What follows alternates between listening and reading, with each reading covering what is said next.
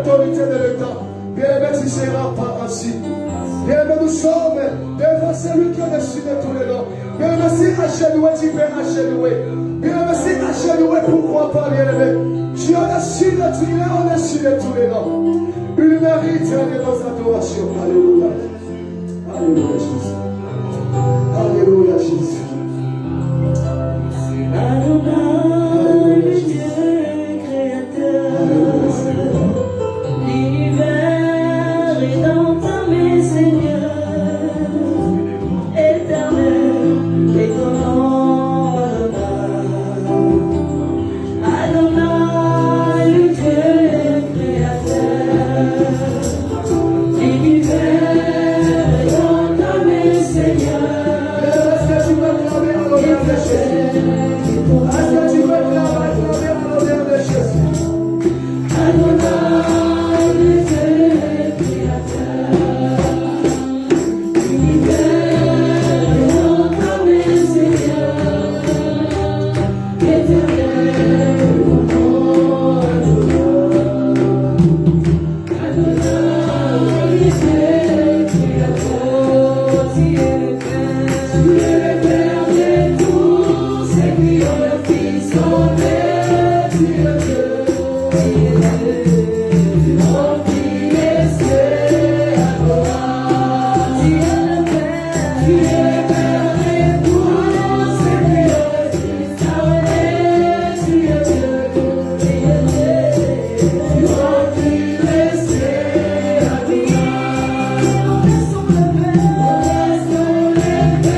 on est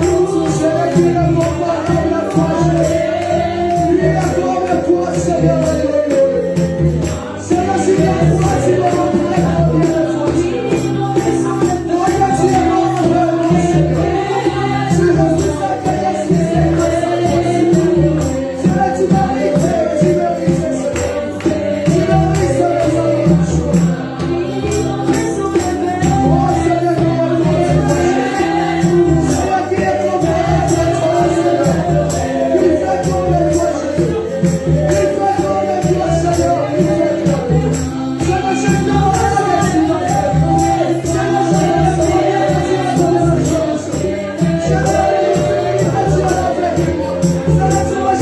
le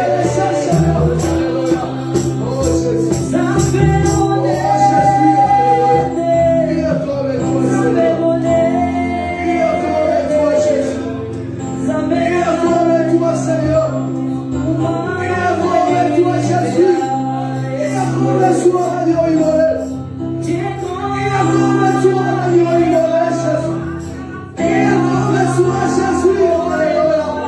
est sur le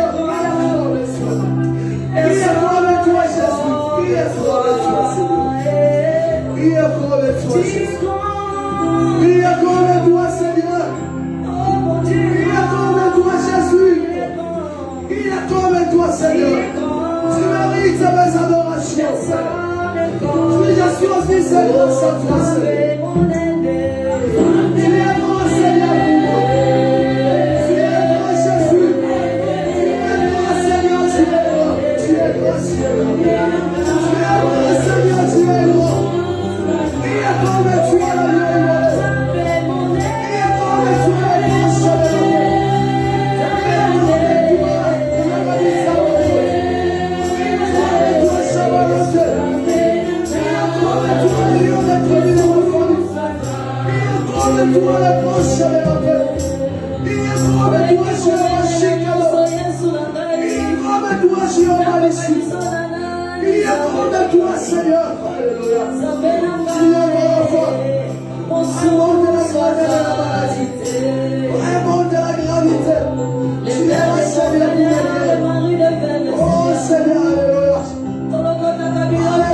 Alléluia.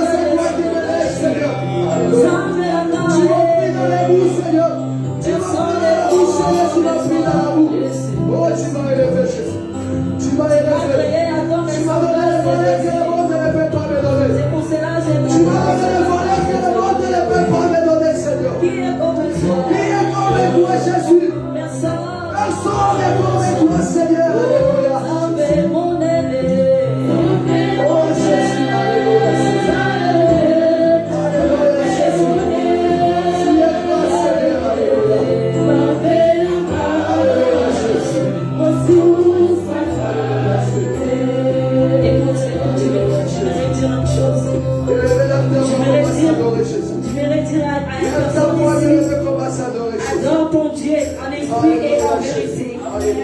Je sens la présence de Dieu ici ce matin-là. Je sais pas, je sens des paroles. Je sais pas qu'est-ce que je peux dire à ces dieux-là. Dieu qui t'a protégé. Dieu qui t'a gardé. Dieu qui t'a jusqu'à maintenant. Adore-les avec ton cœur. Adore ton Dieu avec ton cœur. Multiplie le mot. Dis-lui qu'est-ce qu'il est dans ta vie. Alléluia, Dieu est grand. Tu es grand, tu es grand, Seigneur. Mon Dieu est grand. Tu es grand, Seigneur. Tu es grand, Jésus, tu es grand. Oh, Jésus, tu es grand, Seigneur. Un jour avec toi, Jésus. Un jour avec toi, Seigneur. Oh, Jésus, tu es grand, Seigneur. Oh, qui est grand avec toi, Seigneur. Mon sourd soit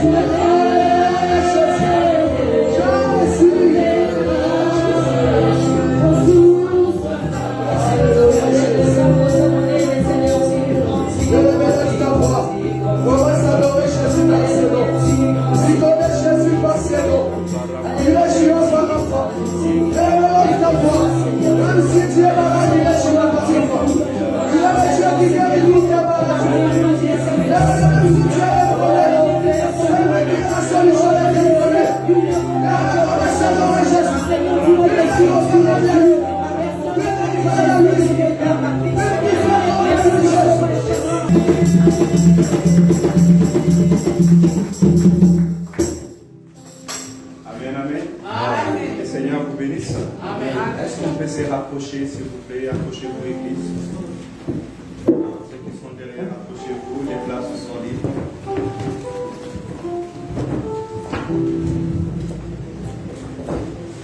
J'aimerais qu'on puisse prier pour nos frères et sœurs qui ne sont pas là. Il y a des ceux qui sont malades, il y a des ceux qui sont en déplacement, il y a des ceux qui sont sur la route. Mais nous voulons encore penser pour eux.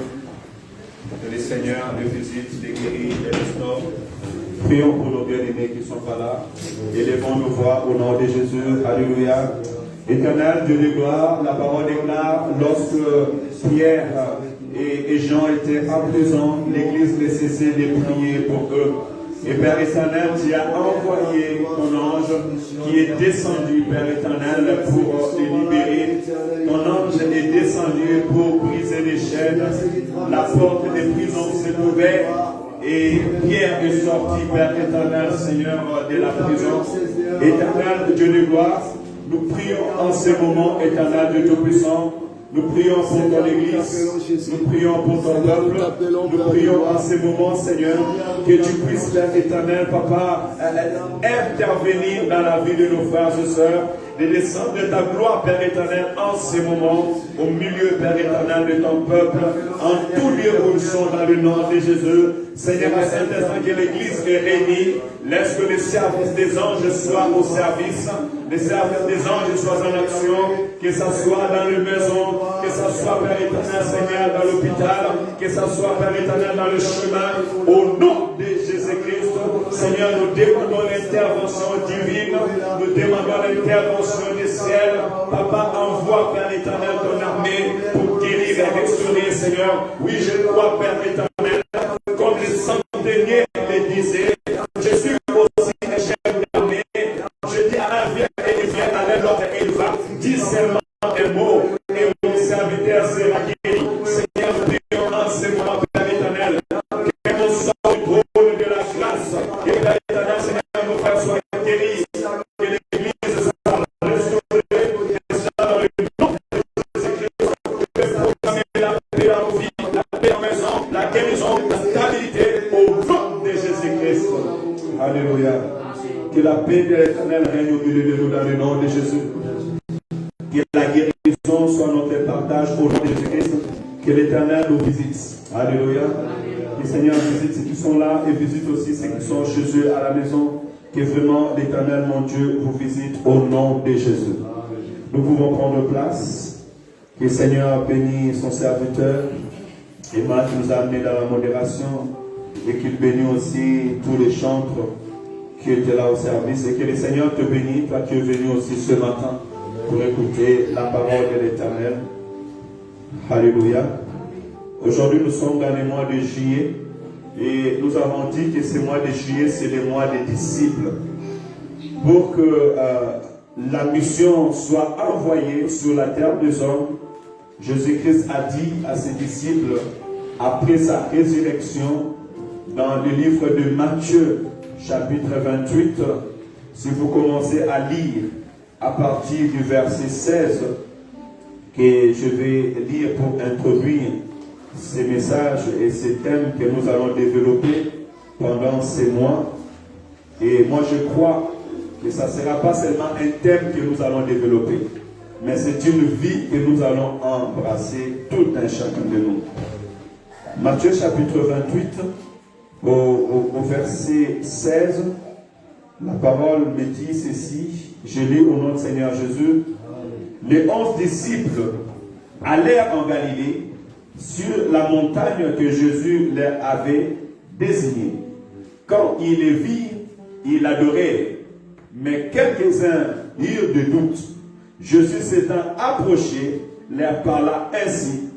Tout pouvoir m'a été donné dans le ciel et sur la terre.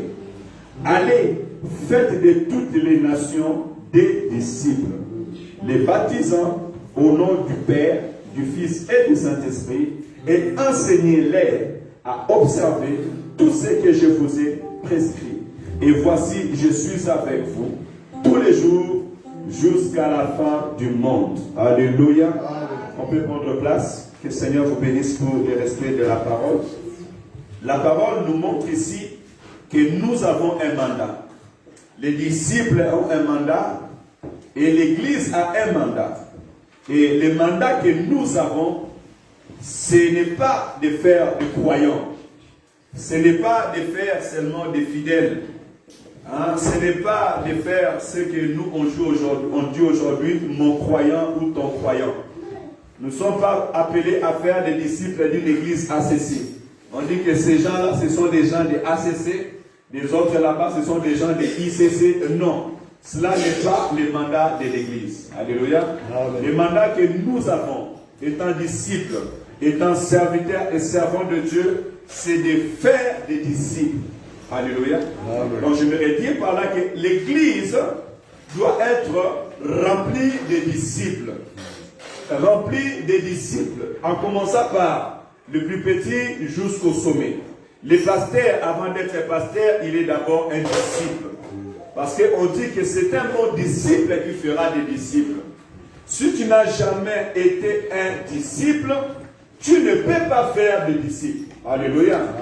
Avant d'être serviteur, on est d'abord disciple de Christ. Pour dire aussi qu'avant d'être serviteur ou servant de Dieu, on est d'abord enfant de Dieu. Parce que si tu n'es pas enfant de Dieu, tu ne peux pas être serviteur de Dieu. Tu seras serviteur de pasteur ou tu seras un serviteur du monde. Alléluia. Ou tu seras serviteur de choses, serviteur de l'apparence, serviteur des titres, mais tu ne pourras pas être serviteur de Dieu. Parce qu'au préalable, tu n'as pas été enfant de Dieu. Alléluia. Voilà pourquoi vraiment que Dieu nous encourage pendant ces mois de juillet. Nous allons parler d'un disciple, nous allons prendre l'exemple d'un disciple dans la Bible et que le Seigneur vraiment nous bénisse encore aujourd'hui. Et moi, dans mon sous-thème, je dis « Soyons des disciples ».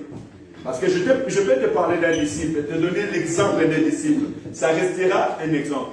Mais quand je dis « Soyons des disciples », là, j'interpelle ma pensée, j'interpelle ton esprit aussi, que tu es appelé à être disciple.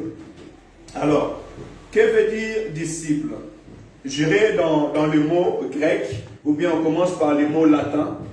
Parce que le mot disciple, dans le mot latin, veut dire discipulus. Discipulus. qui veut dire élève. J'aurais aimé que vous aurez vos cahiers, vos notes, parce qu'au moins que tu sois un ordinateur pour garder tout ça. Mais moi-même, j'ai mon cahier et bientôt, regarde, ça va remplir, je vais en acheter encore. Et si tu vas à la maison, tu verras que j'ai les cahiers depuis 2009. C'est très important de noter, hein, et enregistrer dans vos cœurs, c'est très important. Pourquoi, lorsque nous parlons déjà de la parole de Dieu, nous allons souvent soit au mot latin, soit au mot grec, soit au mot hébreu. Ça, c'est très important aussi de le savoir. Nous allons au mot latin, au mot hébreu, au grec, parce que la parole de Dieu, en généralité, a été écrite par ces trois langues. Dieu s'est manifesté, Dieu a envoyé, Dieu a agi au milieu des gens qui parlaient ces langues, et ce sont ces personnes-là qui ont écrit. Comme si on va dans les livres des Pentateuque, en bas avec Moïse, Moïse était un hébreu, et il a écrit dans la langue hébraïque.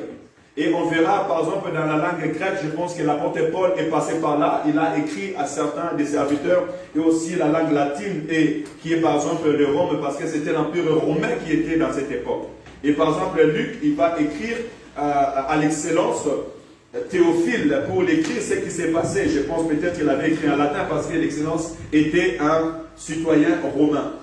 Et nous lisons ces paroles pour nous rapprocher du terme exact et du sens exact. Amen. Aujourd'hui, peut-être je serai plus un enseignant qu'un prédicateur. Et c'est très important que nous grandissions la connaissance. Nous lisons le mot grec pour se rapprocher du sens. Parce que je peux te dire bonjour, mais toi, quand tu vas sortir, tu vas dire à mon frère, non, le pasteur m'a salué. Le pasteur m'a vu, il m'a fait un coucou. Vous voyez? Le même mot qui peut avoir peut-être le même soubassement, mais lors de sa sortie, elle n'est pas le même. Voilà pourquoi nous retournons dans les mots grecs, les mots latins. Mais dans le premier sens des mots disciple, on nous dit qu'un disciple, ou bien discipulus, je les cite bien, ouais, discipulus, il ne manque pas quelque chose là-dedans. Il manque un I. Discipulos. Il manque un U après le P. Et c'est normal, lorsqu'on tape, on peut faire cette erreur. Hein? C'est discipulus, qui veut dire élève. Donc, lorsqu'on vient à Jésus-Christ, on est appelé à devenir des élèves de Christ. Maman, tu envoies ton enfant à l'école, papa, tu envoies ton enfant à l'école, et nous aussi, nous avons été à l'école. Et lorsque je vais dans une école, je ne vais pas comme un professeur. Parce que si je vais comme un professeur, là, je commence à faire basculer la forme. Et je ne veux même pas apprendre. Lorsque on va dans une école, on va pour apprendre, on devient élève. Cela veut dire qu'on entre, on s'assoit et on commence à recevoir la matière. Amen, amen. Amen. Voilà le premier sens d'un disciple. Et nous verrons que Christ a enseigné ses disciples. Et les disciples, de temps en temps, ils venaient vers Jésus-Christ et disaient, mais maître, enseigne-nous à prier. Maître, qu'est-ce que tu as voulu dire par ces paraboles? Explique-nous ces paraboles. Que veut dire ces paraboles? C'est ça l'attitude d'un disciple. Et c'est ça aussi notre attitude quand nous venons à l'église. Lorsque nous venons à l'église, nous devons avoir cette humilité de venir apprendre. Je bénis le Seigneur parce que l'évangéliste, il a toujours son stylet et son bic. Et pourtant, c'est un prédicateur et un très bon prédicateur. Le pasteur, vous le voyez, il a toujours son stylo et son bic. Et pourtant, c'est un prédicateur. Il s'est dit que non, c'est bon, moi je sais déjà, je n'ai pas besoin d'écrire. Non. Lorsque nous venons à l'église de Dieu, premièrement, nous devons avoir à cet esprit-là que nous sommes des élèves. Nous allons apprendre. Nous allons recevoir une matière. Et c'est très important aussi, parce qu'on reconnaît qu'un enfant apprend, lorsqu'il rentre à la maison, il revient avec la matière. J'ai l'habitude de poser à mes enfants la question, qu'avez-vous appris à l'école? Qu'est-ce que vous enseignez? Et je pense que chacun des parents ont aussi cette habitude-là, des fois de regarder les livres de ton fils et de lui demander qu'est-ce que tu as appris, qu'est-ce que tu as été instruit. Mais maintenant, la question que je vais me poser aujourd'hui, est-ce que sommes-nous des élèves à l'église? Est-ce que quand nous venons à l'église de Dieu, nous venons étant des élèves ou nous venons étant des serviteurs, des servantes, nous venons étant des maîtres, ceux qui connaissent déjà tout.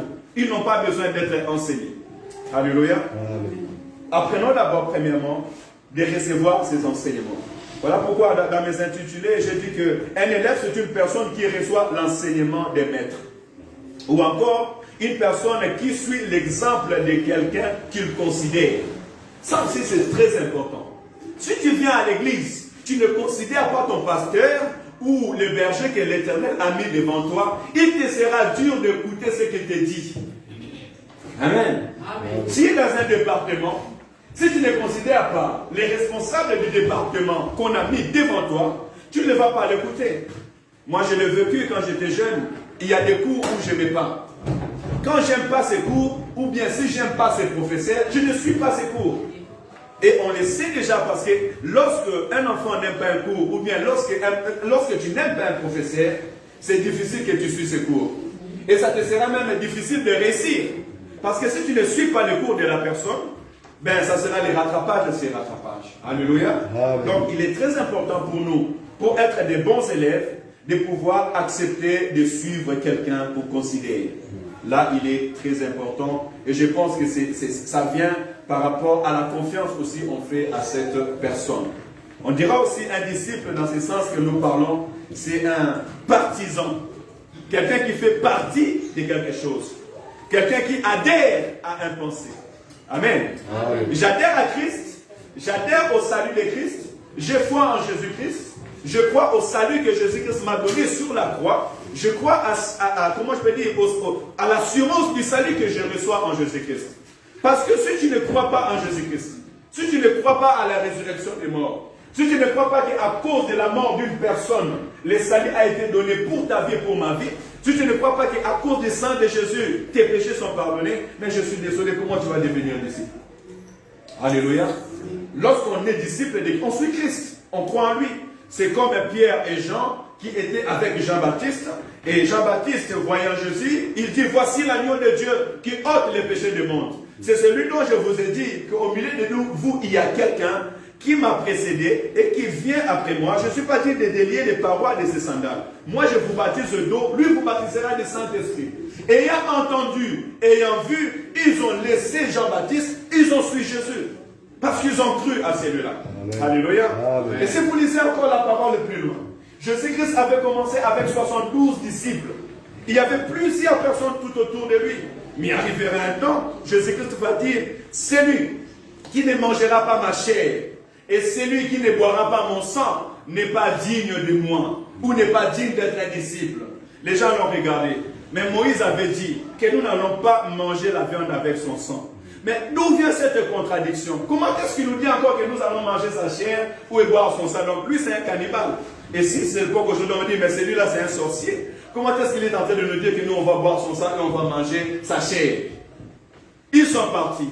Parce qu'ils n'ont pas adhéré à cette vision. Ils ont quitté le coin. Ils sont restés que 12. Et Christ se tournera et regardera Pierre et les autres et dit, et vous? Vous n'allez pas partir? Pierre dira, mais où irons-nous encore?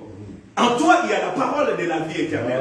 Ça veut dire que nous adhérons à ta pensée. Nous adhérons à ce que tu es en train de dire. Et cela est très important. Lorsque nous sommes à l'église, nous devons adhérer à la vision, selon la parole de Dieu, bien sûr, et à la pensée que l'Éternel est en train de nous communiquer.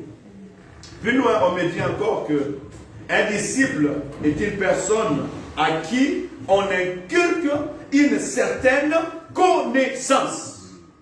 Amen. Amen. Un disciple est une personne sur qui on inculque une certaine connaissance.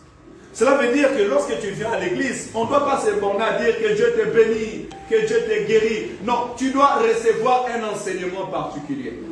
C'est comme nos enfants, ils ont été au CP, l'année prochaine ils grandiront et chaque année ils reçoivent quelque chose de particulier. Hier j'ai posé la question à un enfant et il m'a dit, je lui ai dit, qu'est-ce que vous avez appris? Il m'a dit, on a appris les formes géométriques. Petit enfant qui vient de finir, on a appris les formes géométriques. Si c'est toi-même, si tu ne comprends pas les formes géométriques, tu vas dire, petit là, toi tu deviens dangereux. Alléluia. Mais parce que l'enfant était allé à l'école, il a appris les formes géométriques. Et de même aussi, nous, lorsque nous venons à l'église, et je dirais que c'est aussi le travail de l'église de disposer des manuels, des moyens, des formations, afin que nous, étant dans l'église de Dieu, nous soyons instruits et nous recevons quelque chose de la part du Seigneur. Alléluia. Donc que le Seigneur bénisse tous ceux qui ont commencé leurs affaires. Que le Seigneur bénisse ceux qui ont fini. Et que le Seigneur bénisse ceux qui vont continuer les affaires. Alléluia.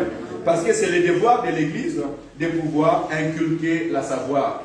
Et Dieu avait dit même aux enfants d'Israël, inculquez à vos enfants la parole de Dieu. Vous savez, le travail que nous sommes en train de faire chaque matin, ou bien nous essayons en train de faire chaque matin avec son collège, c'est un travail qui grandira avec nos enfants. Et nos enfants, dès leur bas âge, ayant entendu la parole de Dieu, ils seront réellement bénis. Amen. Amen. Même je pense que le jeudi, les enfants étaient là, ils étaient en train de discuter entre eux, et j'ai entendu l'un d'eux qui a dit que Dieu est réel. Dieu, ce n'est pas une histoire, mais Dieu est réel. Dieu existe. Amen. Parce qu'à l'école, on leur dira que Dieu n'existe pas. À l'école, on leur dira que nous avons été formés par les descendants des singes et autres. Mais l'enfant a dit avec notre enfant que c'est Dieu qui nous a formés. Mais j'étais émerveillé là où j'étais parce que nos enfants ont déjà acquis ce qui est écrit dans la parole de Dieu. Et cela est très important. Dans un autre tiré, je dis ces choses. Il reçoit de la part de sa considération et sa fidélité à son maître, enfin, qu'il devient le reflet de son enseignant. Il reçoit de sa part considération et sa fidélité. Il reçoit de la part, je dirais, de son maître, une considération et une fidélité. Enfin, de devenir le reflet de son enseignant.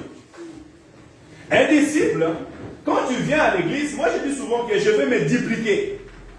Hein, tu entres dans ton ordinateur, tu dupliques les pages. C'est-à-dire que tu multiplies les pages. C'est comme quelqu'un qui fait les photocopies.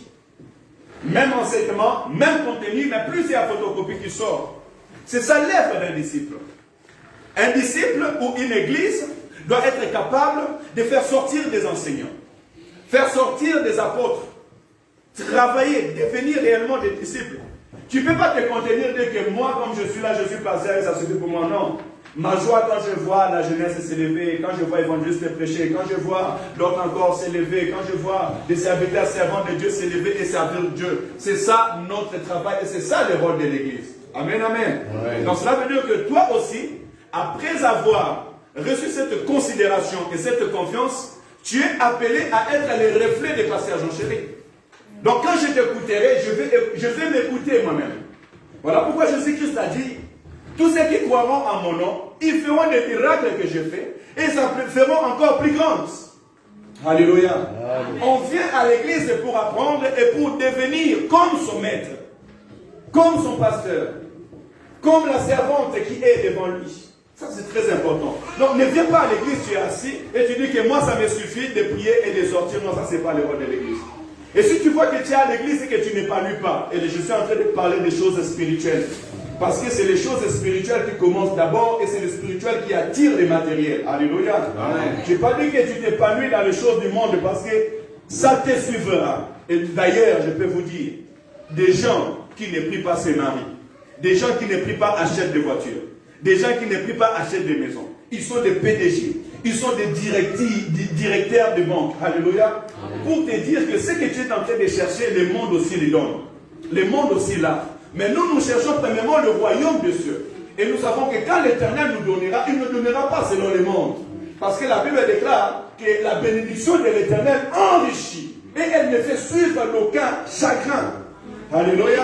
Quand d'autres entrent dans les loges pour avoir des choses, après ils vont donner leurs femmes, leurs enfants, ils vont donner leurs mères. Nous, l'Éternel, quand il nous donne au temps convenable. Alléluia. Amen. Voilà pourquoi nous devons parler plus de choses de l'esprit. Amen. Et le reste viendra plus tard. Amen. Soyez les reflets du pasteur. Quand on t'écoute, on écoute le pasteur. Ça veut dire quoi? Ça veut dire que ne reste pas seulement dans l'admiration, mais cherche à connaître ses serviteurs. Cherche à apprendre ses serviteurs et à faire comme il a fait. Sinon, tu tomberas dans l'erreur d'Aaron. Aaron, il a marché avec Moïse. Mais Aaron n'a pas cherché à connaître réellement le Dieu de Moïse.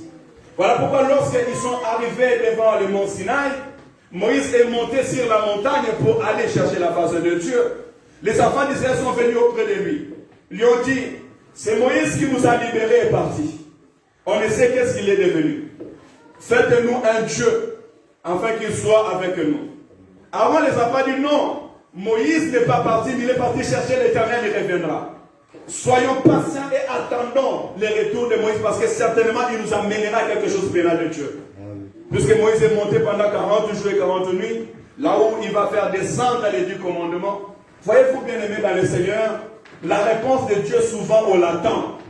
Alléluia. Et un bon disciple est celui qui a appris à attendre la réponse de Dieu.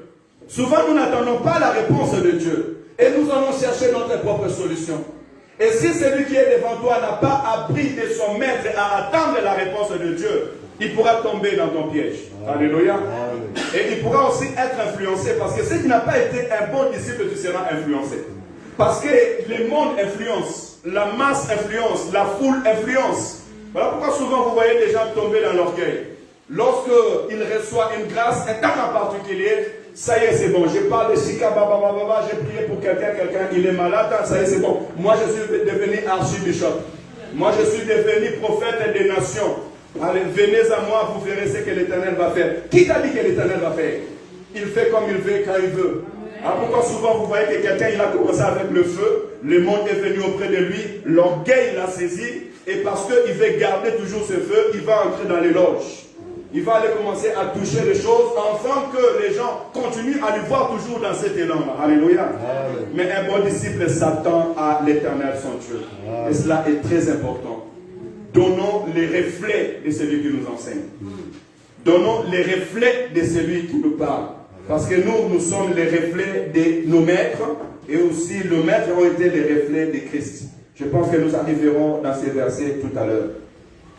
Dans un autre sens, on parle des disciples. Je suis toujours à l'introduction. Hein. On parle d'un disciple en grec comme mathété. Hein? Tu sais, zone de mathété à Kinshasa. Hein? Mathété.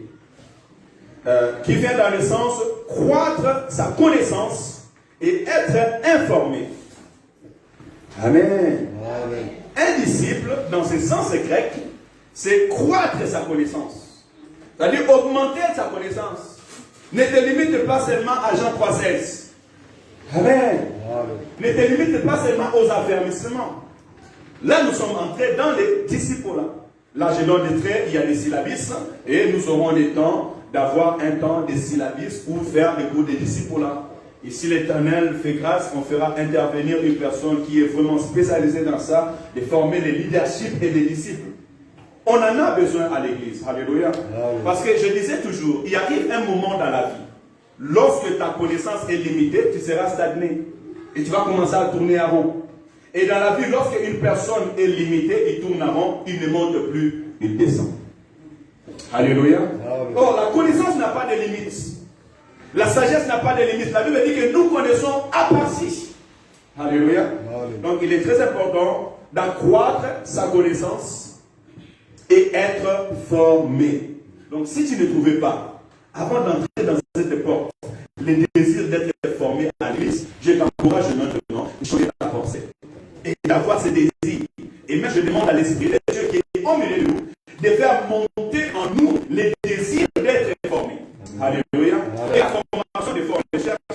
Moi, j'ai quitté Saint-Étienne, j'étais entrepreneur, j'ai dit que j'allais à Paris pour aller suivre mes formations. Je commençais les vendredis et les dimanche matin, j'allais à l'église et je descends le soir. Très important parce que tu ne peux pas penser atteindre un certain niveau si tu n'as pas acquis les moyens de l'atteindre.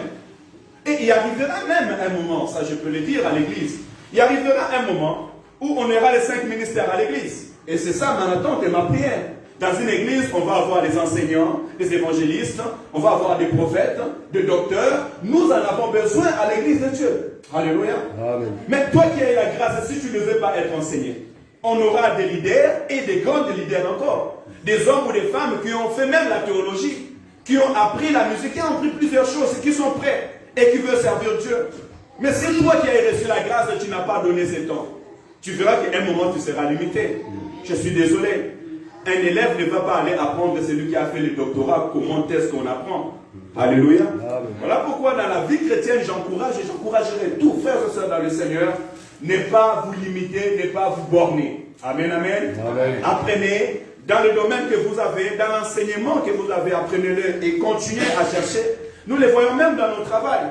Tu travailles, ça fait 5 ans, 10 ans que tu es dans l'entreprise. À un moment, tu vas appeler, monsieur, tu vas aller à la formation. Monsieur, on va les mettre à jour parce que même dans le monde informatique, on met toujours à jour. Il y a quelque chose qui vient de nouveau que tu dois toujours mettre à jour. Alléluia. Amen. Alors mettons-nous à jour selon l'ordre de l'Esprit de Dieu. Et cela, ça sera très important. Et l'Église est là. Les serviteurs de Dieu sont là pour pouvoir nous aider à faire cela. Et c'est dans une autre forme grecque aussi, on nous dit qu'un disciple, c'est un matéténo. Les Grecs aussi, c'est fort. Hein? Matéténo. Qui veut dire suivre les préceptes et les instructions d'un maître. Croître sa connaissance, c'est bien. Être informé, c'est bien. Mais suivre les préceptes et les instructions des maîtres, ça devient une autre chose. Parce que Dieu peut t'établir devant un homme de Dieu, mais toi, tu ne suis pas ses instructions. Amen, amen. Amen. Tu suis les instructions de l'autre. Il y a des gens qui viennent à l'église, mais ils sont déjà blindés. Ils ont déjà la connaissance. Moi, on m'a dit pas comme ça. Non, frères et sœurs, Dieu est le Dieu d'aujourd'hui. Et à chaque moment, l'Éternel place quelqu'un dans notre vie pour nous apporter quelque chose. Alléluia. J'ai appris l'amour de Dieu dans une église, mais par une autre personne. Si aujourd'hui je dors à l'église, ce n'est pas un fruit d'hasard. Le pasteur qui m'a béni, pasteur John, je cite toujours son nom et je suis toujours reconnaissant. Il quittait Grenoble, il venait dormir à l'église. Même quand il faisait l'hiver, il dormait à l'église. Et c'est ainsi que j'ai appris à dormir à l'église. Et moi, j'ai commencé à quitter la maison parce que je le voyais seul à dormir à l'église. Alors je disais, au moins je vais aller, je lui tiendrai compagnie, même sur les ciels, on priait. Et pendant la nuit, je priais, je disais, Seigneur, donne-moi de doubles portions de ce qu'il a. Et l'Éternel reste fidèle. Alléluia. Et lui-même me dira, mais tiens, toi tu demandes double portion. Ça ne sera pas facile, hein.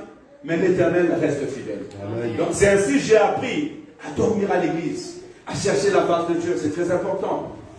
On faisait les affermissements. Je me rappelle, quand je commençais à faire les affermissements, j'étais à la Cotonne et il neigeait. Ceux qui habitent la Cotonne, quand il neige, ils les savent. Le bus même ne monte pas. Je suis descendu jusqu'à l'église. Il était là à l'église. Et je lui ai dit, ben tiens, on peut profiter pour continuer les affermissements parce que voilà, on va commencer les affermissements. Et là, j'ai commencé aussi à préparer la modération. Il me dit, tu as ton cahier? Je dis, oui, j'ai mon cahier. Tu as un stylo? Non, je n'ai pas de stylo. Je lui dis, mais non, c'est pas de la part, c'est moi, je vais attendre. Il a dit, non, tu n'as pas de stylo, je t'en prends rien.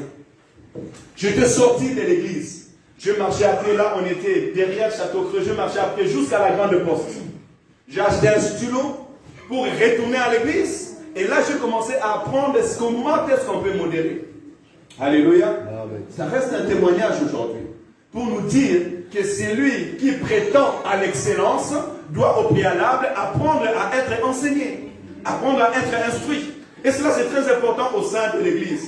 Si nous voulons avoir une église qui est assise, nous voulons avoir des serviteurs et des servantes de Dieu qui sont en train de grandir, il faut que vous ayez dans votre cœur l'envie d'apprendre. Amen. Et de suivre les instructions. Celui qui suit les préceptes ou les instructions, c'est celui qui écoute et qui obéit, qui exécute. Parce que écouter, c'est bien. Mais si tu ne suis pas, c'est comme si tu n'as pas écouté. Quand j'étais à l'école, on m'a appris une forme physique que je garde jusqu'aujourd'hui. Un corps effectue un travail lorsque son point d'application se déplace. Les physiciens, on entend. Un corps effectue un travail lorsque son point d'application se déplace. Cela veut dire, si tu veux ouvrir cette porte, aussi longtemps que tu n'es pas arrivé d'ouvrir cette porte, tu n'as rien fait. Même si tu transpires. Mais si tu n'as pas réussi à ouvrir cette porte, tu n'as rien fait. Tu veux pousser une voiture. Et si tu n'as pas arrivé à pousser la voiture, tu n'as rien fait, même si tu as transpiré. Alléluia. Amen. Tu dois chercher des voies et moyens pour pouvoir ouvrir cette porte ou pousser cette voiture. Voilà pourquoi dans la vie chrétienne, nous ne devons pas nous limiter dans la connaissance et dans la sagesse. Il est très important. Et ça nous apprend maintenant, par exemple, la persévérance. Parce que tant que Dieu ne t'a pas encore répondu, la Bible déclare persévérer. Continuez à persévérer. Et cela est très, très important dans notre vie. Voilà un peu ces trois sens que nous pourrons dire ce matin. C'est ce qui est un disciple. Et laisse que dans ces trois sens, ça soit une motivation pour nous pour pouvoir continuer vraiment à grandir dans l'œuvre de Dieu. On va prendre un point, par exemple, 1 Corinthiens chapitre 11, verset 1.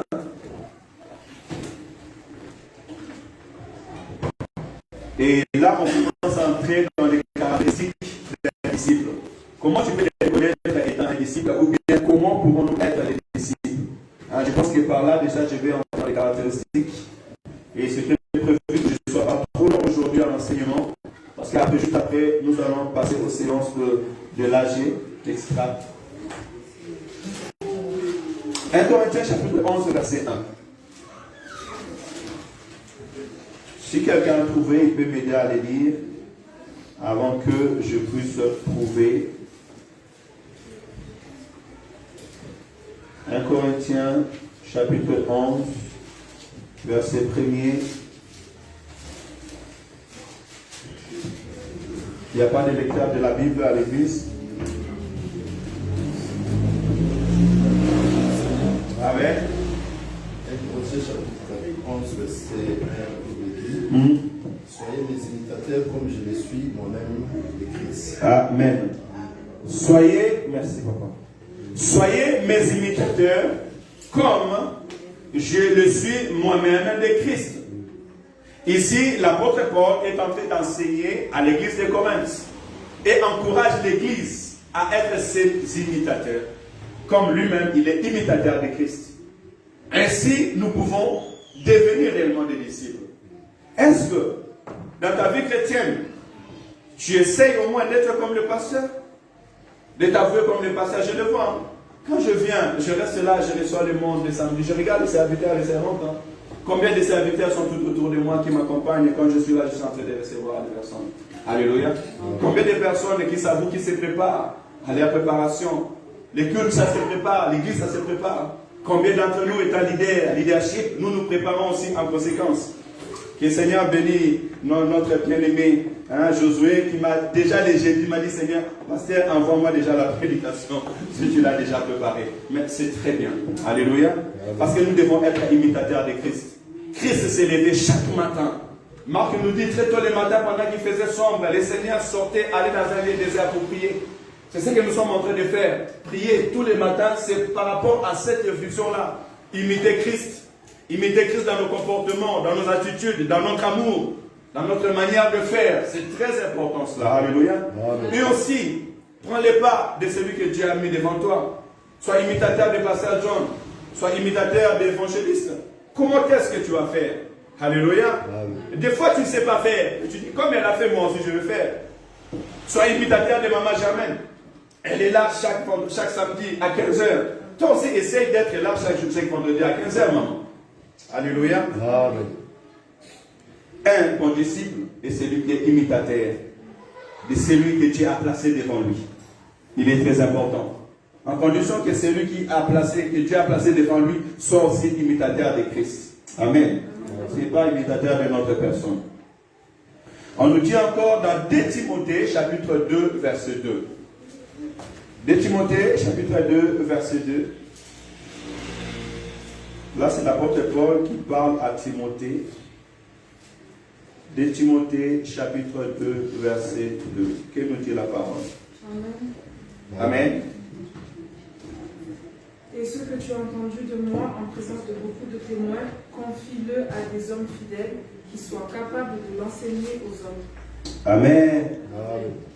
Le travail de Dieu continue. J'ai appris les affermissements. Le cahier que je garde aujourd'hui, elle date de 2013. 8 ans déjà, elle a gâté, mais je le garde toujours pour exemple. Et j'espère que toi qui as fini les affermissements, tu as gardé ton cahier. Et dans 5 ans, tu pourras présenter ton cahier d'affermissement que je l'ai gardé. Ou tu l'as déjà oublié. Alléluia. Ce que tu as appris de moi, ce que tu as reçu de moi, est-ce que toi tu reçois l'enseignement? Déjà à l'église, tu reçois l'enseignement. Est-ce que tu reçois de moi quelque chose? Parce que l'apôtre Paul dit à Timothée, parce que Timothée était disciple de l'apôtre Paul. Timothée a reçu l'enseignement et l'instruction, et à son tour, Timothée est devenu responsable de l'église.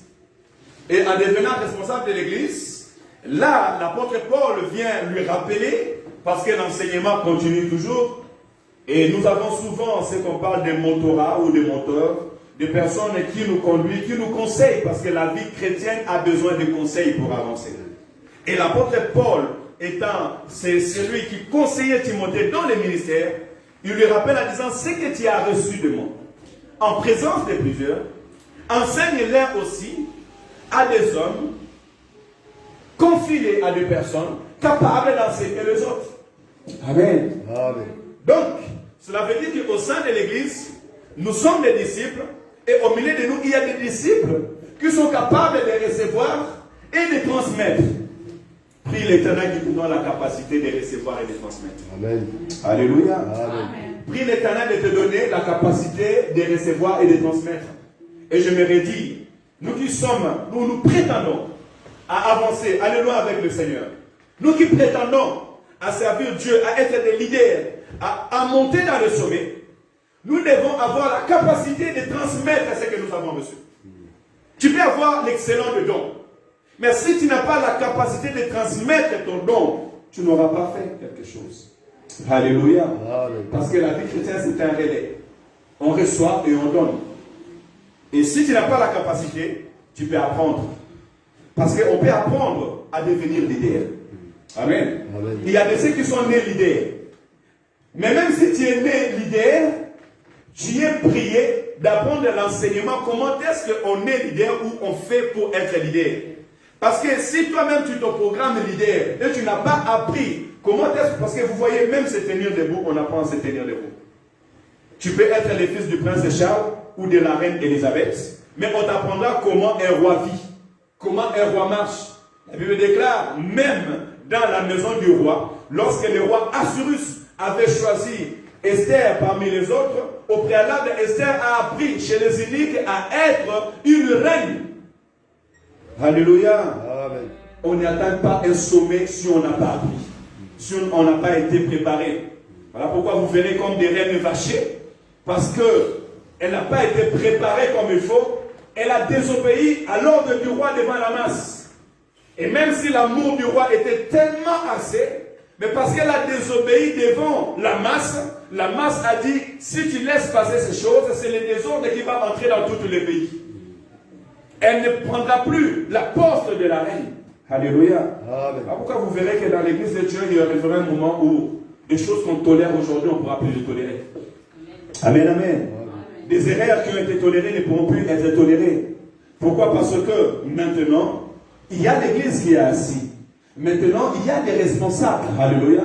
Donc chacun de nous est prié non seulement à recevoir, mais aussi à pouvoir donner.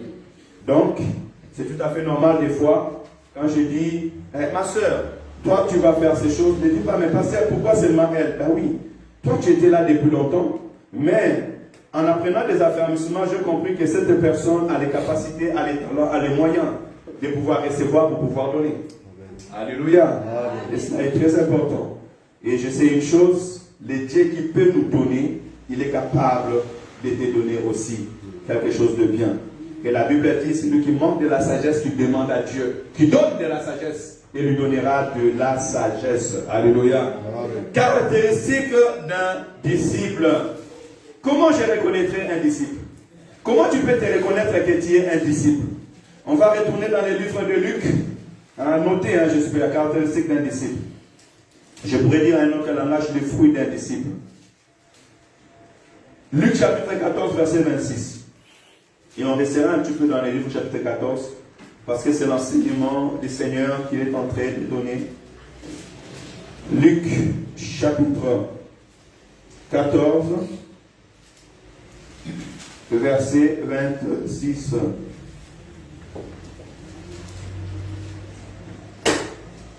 Papa Martin, on t'écoute. La parole du Seigneur. Amen. Chapitre 14, verset 26.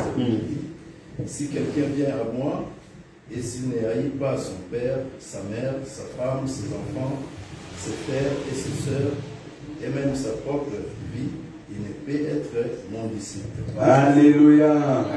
Amen, amen. Josué, sois béni.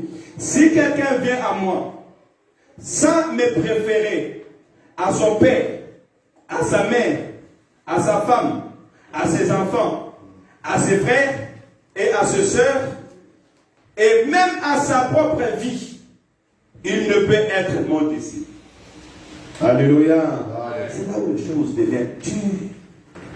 C'est là où le contenu devient solide. Amen, amen. C'est là où vous verrez l'apôtre Paul dire, bien l'apôtre Pierre dire à Jésus, mais Seigneur, nous avons tout abandonné pour te suivre. C'est ça ce qu'il a abandonné pour te suivre. À un moment, il avait abandonné sa famille. Il avait laissé sa famille. Il avait laissé son confort. D'autres ont laissé leur travail. La Bible déclare que Matthieu, comme je l'ai dit le jeudi, était un collecteur d'impôts. Cela veut dire qu'il voyait de l'argent tous les jours. Mais à l'appel du Seigneur, il a laissé sa poste pour suivre Jésus. Et on l'a vu souvent en Afrique, des directeurs de banque, des cadres. Il était docteur. Mais Dieu l'appelle. Il dit maintenant c'est le temps de mon appel. Je laisse tout, je suis Jésus. Alléluia. C'est là où on reconnaît que quelqu'un vraiment est disciple. Parce qu'il est capable de dire non pour Jésus-Christ. Et souvent ça me fait mal. Les vendredis, dans tous les mondes musulmans, on arrête le travail. Ils sont en train de travailler, ils ferment tout. Les magasins, ça ferme. Des fois, on est au chantier, ils sont en prière. Mais nous, chrétiens, on travaille même les dimanches. On ne sait pas dire non. On met de l'argent en avant. Alléluia. On a du mal à tout laisser pour suivre Jésus. C'est vrai, on a besoin d'argent. Mais écoutez, tu peux aussi dire au Seigneur, et moi je l'ai fait, je suis un témoignage vivant. Quand je suis venu à Christ, ou bien quand je commence à servir Dieu, arrivé à Saint-Étienne, je dis, Seigneur, je vais travailler par loin de Saint-Étienne pour te servir. Quand tu me donnes du travail, donne-moi du travail à côté de Saint-Étienne. Pas loin de Saint-Étienne. Et tous les travails qu'on m'appelait pour me dire, on a un travail, là même je reçois, si je te montre, j'ai les propositions de déplacement. D'autres disent, oh, déplacement, mais tu es payé en déplacement, tu gagneras beaucoup d'argent. Et alors, et l'œuvre de Dieu qui va le faire. Alléluia. Non, Dieu défend. Et Dieu me bénit. Dieu me donne du travail. Alléluia. Amen. Et aujourd'hui, Dieu me permet d'arrêter mon travail quand je vais l'arrêter pour servir Dieu. Et les vendredis, j'arrête tout ce que j'ai fait. Je me mets au service de Dieu jusqu'à dimanche après culte. Dieu est capable, de même qu'il a fait pour moi, il est capable de faire pour toi. Amen. Mais au préalable, Dieu commence d'abord à regarder nos cœurs et les dispositions de nos cœurs. Amen. On ne reçoit rien sans avoir fait un effort. Jésus-Christ est priant, dit, Père, maintenant, donne-moi la gloire que j'avais auprès de toi avant que le monde existe. Mais il a prié après avoir quitté le trône, venu sur la terre des hommes, mourir sur la croix pour le peuple de Dieu. Il a donné pour recevoir en plus haut. Alléluia. Amen. Un sacrifice a toujours une récompense devant Dieu. Amen. Mais d'abord, il faut accepter les sacrifices. Abandonner sa famille, c'est un sacrifice. Laisser ses enfants un moment pour servir Dieu, c'est un sacrifice. Aller gêner, entrer en retraite, s'isoler pour Dieu, c'est un sacrifice. Alléluia. Amen. Venir nettoyer l'église, c'est un sacrifice. Des fois, abandonner ses amis, laisser ses amis aller dans leur délire. Toi, rester chez toi, prier, dire que non, ça, ce n'est plus ma vie. Moi, je suis chrétien, je dois marcher selon les principes de la parole de Dieu. C'est un sacrifice. Donner sa jeunesse à Jésus-Christ, c'est un sacrifice. Être différent des autres pour glorifier Dieu, c'est un sacrifice. Alléluia. Amen. Mais c'est ainsi qu'on saura que nous sommes des disciples. Amen, amen. Amen. Donc, première des caractéristiques d'un enfant de Dieu ou d'un disciple, c'est celui qui préfère le Seigneur Jésus-Christ plus que sa propre vie. Là, le Seigneur a tapé dehors. Plus que sa propre vie. Est-ce que tu préfères Jésus plus que ta propre vie? Ou tu mets tes intérêts d'abord? Parce que nous, on dit, Seigneur, si tu ne me bénis pas, je ne prierai pas. Seigneur, moi, je vais prier à l'église jusqu'à ce que tu vas me bénir. En ce moment, ça veut dire que tu préfères ta vie, tes besoins, plus que Christ. Amen, amen. Mettons Christ en avant. Préférons Christ plus que toute chose. Préférons les saluts qu'il nous donne. Et c'est en cela qu'on saura que réellement nous aimons Dieu. Est-ce que tu es prêt à abandonner ta famille pour Jésus? Tu es prêt à abandonner ta maison pour Jésus? Tu es prêt à être un Abraham qui est prêt à prendre Isaac et le mettre sur l'autel pour Jésus? Isaac, c'est l'image de la bénédiction. Vous savez, des fois, la bénédiction nous empêche d'approcher Christ. Jésus-Christ a dit à ce jeune homme riche, il a dit, après que tu fais tous les commandements de Dieu, c'est bien, va vendre tout ce que tu as, donne-les aux pauvres et suis-moi. Ah, c'était dit. C'était trop dur. D'autres, à cause de l'Europe, ils refusent de prier. Ils refusent de se donner à Dieu. Amen, amen. Amen. Oh, le samedi, le vendredi soir, j'étais à un temps de recueillement et je dis, si l'Europe pouvait empêcher la mort, l'Europe allait empêcher la mort. Parce que nous sommes dans un monde matériel. Et nous sommes dans un monde où les gens augmentent la sagesse jour après jour. Mais l'Europe n'empêche pas la mort. Alléluia. Amen. Ni l'argent, ni l'or. Voilà pourquoi nous devons aimer Christ, lui en qui nous avons la puissance de la résurrection. Amen. Je ne vais pas aller là-bas, il faut que je reste dans mon enseignement. Premièrement, le caractère d'un bon disciple, c'est celui qui préfère Jésus-Christ plus que tout. Voilà pourquoi la vie d'un serviteur, d'un servant de Dieu, d'un disciple, c'est une vie disciplinée. Et qui sait mettre Jésus-Christ en avant. C'est simple. Est-ce que dans ta journée, tu as mis Jésus-Christ? Dans ta semaine, tu connais les heures que tu vas travailler. Tu connais l'heure que tu vas venir à l'église. Tu t'organises pour aller travailler. Est-ce que tu t'organises pour l'église? Est-ce que le programme de l'église, c'est dans ton calendrier même? Alléluia. Amen. Ou tu viens à l'église occasionnellement. Si ça nous donne le temps de venir à l'église, on viendra à l'église. Si je peux, je viendrai. Si Dieu le permet, il y a d'autres choses qui me dépassent. Si Dieu le permet, je viens. Si Dieu le permet, Dieu t'a donné 24 heures. Et tu as des rendez-vous avec le Seigneur. Comment tu peux me dire que si Dieu le permet? Ou bien si je suis venu parce que Dieu a permis? Alléluia. Amen. Si tu mets Dieu en avant, tu ne diras pas ça. Amen, amen. Si tu mets Dieu en avant, tu ne diras pas ça. Parce que la Bible déclare, là où 2 ou 3 sont unis, ah non, non, je suis là au milieu d'eux. Il est doux et agréable aux frères et sœurs de demeurer ensemble. Car c'est là que l'Éternel répand la vie. C'est là que l'Éternel répand la bénédiction pour l'éternité. Alléluia. Préfère Jésus plus que toute chose. Et en cela, je dirais, ne permets pas, peu importe les circonstances, à quelqu'un de t'éloigner de Dieu. L'apôtre Paul dira, qui nous séparera de l'amour de Christ? Est-ce l'argent? Est-ce les mondes? Est-ce les anges? Est-ce la nudité? Qui peut nous séparer de l'amour de Dieu? Et je pose la question, qui te sépare de l'amour de Dieu? Qui t'empêche d'aimer Dieu? Alléluia. Amen. Qui t'empêche de préférer Christ? Que personne ne t'empêche de préférer Christ. Aucune circonstance. Alléluia. Amen. Aucune circonstance. D'ailleurs, moi je bénis l'Éternel. Parce que l'Éternel a mis dans mon esprit tout ce qui est devant moi, qui ne m'aide pas à servir Dieu, c'est la distraction. Directement. Tout ce qui est devant moi, qui m'empêche de servir Dieu dans la paix, c'est la distraction. Et quand j'ai déjà déterminé que c'est la distraction, tout simplement ce que je fais, je quitte la distraction. Je le mets à part pour rester connecté à l'œuvre que l'Éternel m'a envoyée. Alléluia. Amen. Très important. Nous lisons toujours, Papa Martin, on va faire l'exercice de s'élever, de descendre, c'est le service des serviteurs de Dieu. Luc chapitre 14, verset 27. Premièrement, préférer Jésus, le verset 27, la Bible nous dit. Et quiconque ne porte pas sa croix et ne me suit pas ne peut être mon disciple. Alléluia. Quiconque ne porte pas sa croix et ne me suit pas ne peut pas être mon disciple. Tu veux suivre Jésus-Christ, tu dois porter sa croix. Oh frères et sœurs, la croix, c'est la souffrance. La croix, c'est la lourdeur. La croix, c'est les fardeaux. Pas seulement ton fardeau, mais les fardeaux aussi des autres. La croix, c'est les insultes. La croix, c'est les rejets. Alléluia. Amen. Mais si tu veux suivre Jésus-Christ et être un bon disciple, tu dois accepter les insultes. Tu dois accepter les rejets. Tu dois accepter la calomnie. Tu dois accepter un temps de désir qui est la souffrance. Mais toi, tu ne veux pas souffrir. Non, non, non, tu ne supportes pas la souffrance.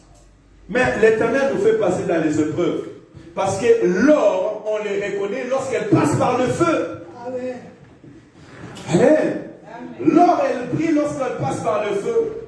Et en ce moment, on connaît ça, c'est de l'or. ou c'est des papiers.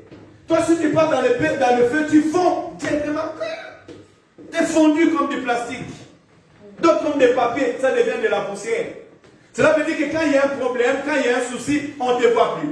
Tu ne pries plus. Tu paniques. Tu entres dans un autre sens. Non, non, non, non, non. Écoutez, j'ai appris quelque chose d'important dans la Bible. Un enfant de Dieu, partout où il sort avec la victoire. Amen. Alléluia. Amen. Jacob était parti dans la maison de Laban. Laban l'a fait souffrir comme ça. Il lui a donné même la femme, celle qu'il n'aimait pas. Il lui a fait travailler pendant 14 ans. Mais lorsque Jacob est en train de sortir de chez Laban, on dit que Jacob avait 12 enfants. Il a eu 4 femmes et il avait des serviteurs et des servantes. De menu bétail. Il était un homme riche. Jacob a reçu la bénédiction de son père, la bénédiction spirituelle. Mais les moutons, les brebis, tout ce qu'avait Isaac, parce que Isaac a reçu la bénédiction d'Abraham, et ces bénédictions étaient restées dans la maison, et je peux dire qu'Ésaü a pris tout ce qui était matériel, parce que c'est Ésaü qui est resté dans la maison. Mais Jacob, lorsqu'il retournait avec des menus bétail. Il en a même donné à son père pour calmer son cœur. Alléluia. Les enfants d'Israël, c'est vrai, ils étaient en servitude pendant 400 ans. Mais la Bible dit que lorsqu'ils sortaient, Dieu leur a dit d'aller prendre de l'or et de l'argent chez les Égyptiens. Ils sont sortis avec de l'or et de l'argent. Voilà pourquoi ils ont bâti les tabernacles dans les déserts. Alléluia. Dans les déserts, tu bâtiras le temple de Dieu. Dans la souffrance, dans la difficulté, tu construiras. Alléluia. Là où les gens disent qu'ils ne peuvent pas, toi, Dieu te permet de faire. Pourquoi pas tu es enfant de Dieu? Parce que tu es disciple de l'Éternel. Voilà pourquoi tu dois prier dans le feu. Daniel n'a pas dit non, non, non, ne me tuez pas. Laissez-moi, ça y est, je vais me prosterner devant les statues. Non, non, non. Il a dit, mon Dieu, le Dieu que je sers, me délivrera. Amen. On l'a pris, on l'a amené, on l'a jeté dans la fosse au lion. Et le roi attendait. Les autres étant dégraissés. Vous savez, avant que Dieu contredise les pensées humaines, il laisse les gens frotter les mains, dire ça y est, c'est bon, on l'a eu maintenant, c'est fini, il va plus sortir. Il est là, c'est fini. On l'a pris, c'est fini, il est pris. Il n'a plus d'espoir, c'est fini pour elle. Alléluia. Pendant la nuit, ils sont en train de fêter, de danser. Ils savent que l'Éternel, mon Dieu, est mon rédempteur. Il est celui qui se lève le dernier. Amen. Alléluia. Amen. Le roi regarda, il ne comprend rien.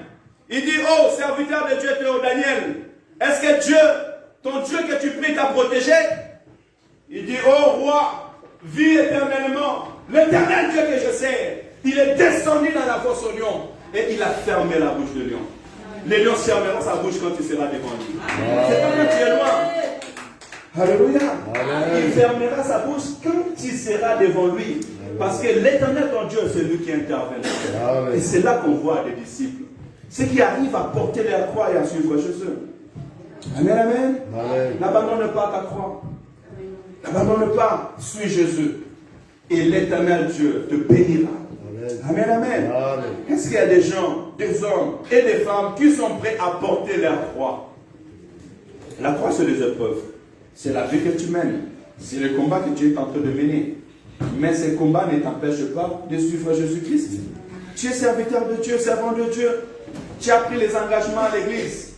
Et parce que tu as un problème, tu enlèves tous tes engagements. Tu laisses tous tes engagements et tu pars. D'autres sont partis même avec la caisse de l'église. On ne sait même pas où ils sont partis. Voilà même pourquoi je dis maintenant, tout ce qui est de l'église reste à l'église. On les trouve à l'église. Parce que d'autres sont partis même à la caisse de l'église parce qu'ils ont eu des problèmes. Tu vis avec des gens.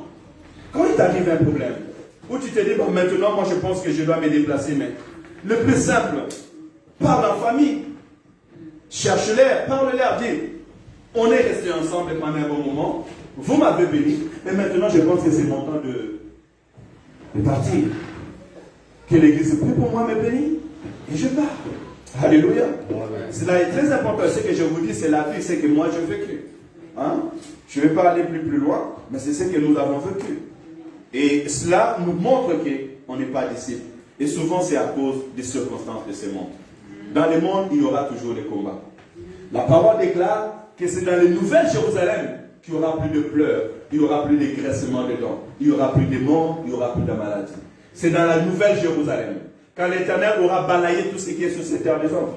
Mais cela veut dire qu'aussi longtemps nous sommes sur la terre des hommes, il y aura la maladie, il y aura le pleur, il y aura les grincements des dents. Et nous étant enfants de Dieu et que la lumière de l'Éternel éclaire sur notre vie, on est déjà combattu spirituellement. Tenons fort, prenons courage. Et la Bible déclare, petits enfants, ne les craignez point, car celui qui est en vous est plus fort, plus puissant que celui qui est dans les mondes. Alléluia. Que le Seigneur nous bénisse abondamment. Amen. Troisième caractéristique d'une personne qui est un bon disciple, on le voit toujours dans Luc chapitre 14, le verset 33. Papa Martin, le travail a déjà commencé. Luc 14, 33, la Bible dit ceci. Ainsi donc, quiconque d'entre vous ne renonce pas à tout ce qu'il possède, est peut-être mon disciple. Amen. Voyez-vous, dans chaque verset qu'on vient de lire, le Seigneur insiste sur le mot disciple. Verset 26, disciple. 27, disciple. Et 33, il revient encore disciple. Ainsi donc, quiconque d'entre nous ne renonce pas à tout ce qu'il possède ne peut être son disciple. Amen. Il faut arriver à un moment de renoncer à soi-même. De renoncer à ce qu'on a. Vous voyez ça? J'aime ce genre de prédication. J'aime ça. Parce que moi-même, ça me nourrit. Et ça nourrit l'Église. Et c'est comme ça que l'Église va grandir. Renoncer à son ego. Renoncer à soi-même. Renoncer à ses avantages. À son orgueil. À ses préférences. Et maintenant suivre Christ. Amen. Amen. Est-ce que tu es prêt à renoncer à toi-même? À renoncer à ton orgueil et à suivre Jésus. Alléluia. C'est là où on parle un temps de brisement. Un temps où on vient s'asseoir. Je suis en train de voir Moïse, qui a grandi comme un roi, un prince. Un homme qui grandissait dans la maison de Pharaon. Qui était même capable d'aller frapper un Égyptien et le tuer. Mais la Bible déclare, Moïse a quitté l'Égypte. Il est parti vivre chez son beau-père. Il est entré dans la maison de son beau-père, il vivait. Et il commençait à paître les moutons. Quel changement de vie. C'est pas facile, hein? Toi qui vivais dans un palais royal, et maintenant tu as quitté le palais royal. Et tu vis maintenant dans les champs, dans les montagnes, et tu vis au milieu des moutons. Tu vis au milieu des moutons. Or, c'est la préparation. C'est la patience. Avoir un langage contraire à d'autres. Mais être patient pour les garder, les protéger. Regardez comment est-ce que Dieu prépare la vie d'une personne. Mais si toi tu étais à la place de Moïse, qu'est-ce que tu allais dire? Seigneur, tu m'as enlevé dans le palais royal. Tu m'as enlevé la vie où je menais. Maintenant, je me retrouve dans la forêt. Avec des moutons, Seigneur. Qu'est-ce que je suis en train de faire ici? Seigneur, tu m'as abandonné? Non. Puisqu'il sait que tu es destiné à conduire un peuple qui sont à court rythme, qui n'écoutent pas. Tu dois apprendre à vivre avec des moutons. À conduire des moutons. À patienter, à les ramener. Avoir un regard à gauche et à droite. Parce que quand tu es en train de perdre les moutons, un peut partir à nord, l'autre au sud. Mais toi, quand tu étais sorti avec 10, tu dois retourner avec 10. Ça veut dire qu'à un moment, tu cours à gauche, tu ramènes, tu cours à droite, tu ramènes. Tu cherches même les chiens pour protéger tout autour. Et toi-même, tu te prépares, tu dis, tiens, je vais faire un hangar, je vais mettre des fils pour qu'ils ne puissent pas sortir de là. C'est ça la préparation avec Dieu. Alléluia. Et il le fait de plusieurs manières. Il les a amenés dans le désert 40 ans. Afin qu'ils apprennent à oublier la vie passée. Parce que souvent, c'est le passé qui nous rattrape. Souvent, c'est la vie de l'Égypte qui nous rattrape. La vie du monde qui nous rattrape. La vie des amis qui nous rattrape. Mais Jésus-Christ nous fait entrer dans les déserts pour nous dépouiller de la personne ancienne. Afin que nous entrons maintenant dans une nouvelle vie, une nouveauté de vie que lui a préparée d'avance. Parce que la vie chrétienne, c'est quelque chose qui a été déjà préparé d'avance. Nous ne fabriquons rien dans la vie chrétienne. Mais nous entrons pleinement dans notre héritage. Mais tu dois être prêt à ne plus dépendre des magiciens, à ne plus dépendre des Singa de ta famille, là, à ne plus dépendre des Kodia, à ne plus dépendre des gens de ce monde, mais à dépendre de Christ. Et celui qui vient à Jésus-Christ, sa vie ne marche plus par ses propres pensées. Ta vie maintenant dépend de Christ. Tu dépends de Christ. Ta famille dépend de Christ. Ton avenir dépend de Christ. Alléluia. Amen. Et ça, c'est un effort. On peut le dire facilement, mais croyez-moi, c'est dur. C'est dire de se déchirer de sa famille. C'est dire de se déchirer de ce qu'on aime. C'est dire de se déchirer de ce qu'on a voulu bâtir pendant longtemps. Mais parce que le Seigneur veut t'amener dans tes projets, il dit non, l'autre, tu dois te séparer. L'autre doit partir pour que toi tu entres dans ta destinée. Amen. Alléluia. Amen. Il est très important de ces choses. Et aussi de l'accepter. Ça sera une bonne nouvelle pour nos vies. Donc, si tu veux être un bon disciple, la parole déclare et que tu dois renoncer à tout. Amen. Renoncer à renonce aux mauvais comportements. Renonce aux mauvaises habitudes.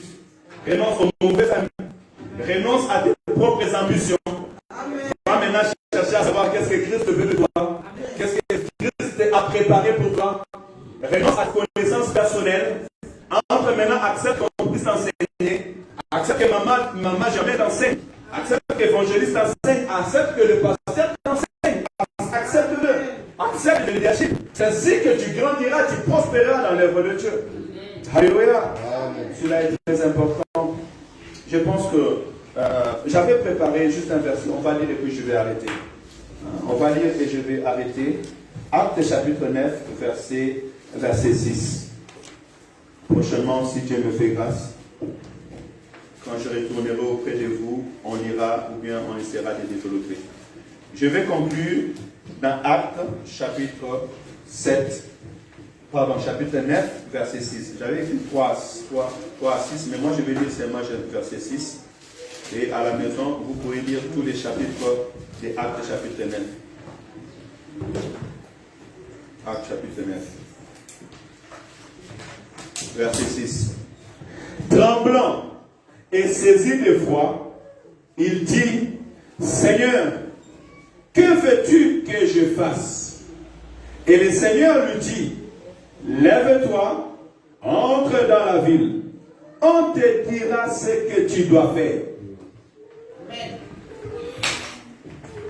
Lève-toi, entre dans la ville, et on te dira ce que tu dois faire, ou ce qu'il faut que tu fasses. C'est là le début de la vie d'un disciple.